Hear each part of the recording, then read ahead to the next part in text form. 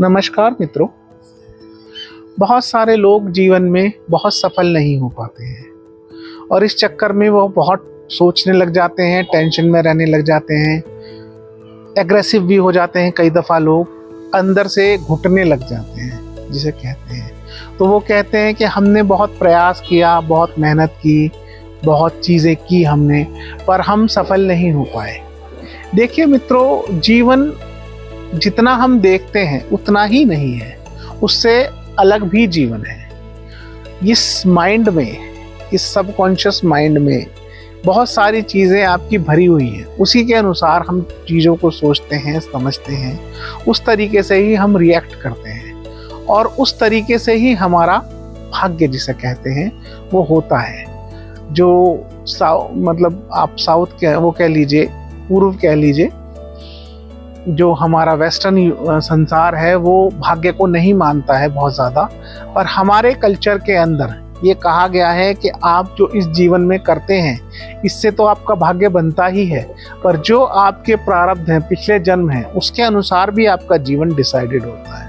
बहुत सारी चीज़ें डिसाइडेड होती हैं, उसमें आप बहुत ज़्यादा कुछ कर नहीं सकते हैं।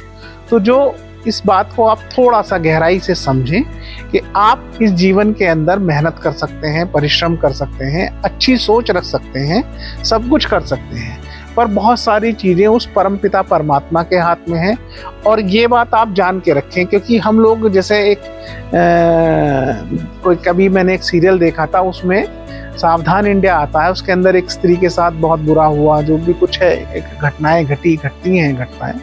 पर आप इस बात को हमेशा मान के चलें कि जो भी कुछ हमारे साथ घटता है या किसी और के साथ घटता है, वो सब कुछ प्रकृति घटा रही है, सब कुछ परमात्मा घटा रहा है। और घटा क्यों रहा है? क्योंकि हमारे पिछले जन्मों के जो कर्म हैं वो हमें भोगने हैं किसी भी कीमत पर। क्योंकि प्रकृति या परमात्मा कभी किसी के साथ गलत नहीं करता है, वो बिल्कुल किसी के साथ बायस्ड नहीं है।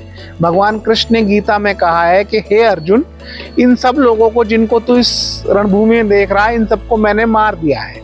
ये देख कि ये जब सब लोग ये सब काल के गाल में जा चुके हैं, इनका तो कुछ नहीं कर सकता है। तुझे जाना है तो तू चला जा, तू युद्ध मत लड़, पर जो होना है, जो मैंने तय कर दिया, उसे तो मुझे करना ही है।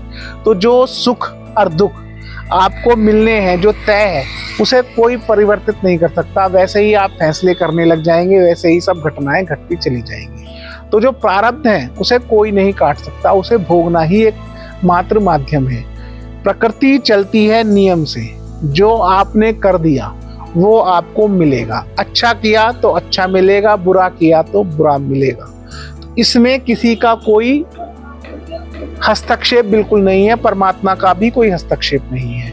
तो जो भाग्य है वो एक मेन अपना कि वो भाग्य एक अपना मेन प्ले करता है, अपना एक रोल प्ले करता है, तो उसमें आप कुछ नहीं कर सकते हैं। तो आप बस अपने कर्म को पूरी मेहनत, लगन और ईमानदारी से करते रहिए, बस यही आप कर सकते हैं। और जो भी कर्म फल है वो परमात्मा देने वाला है, परमात्मा के ऊपर छोड़ के। बहुत बहुत धन्यवाद।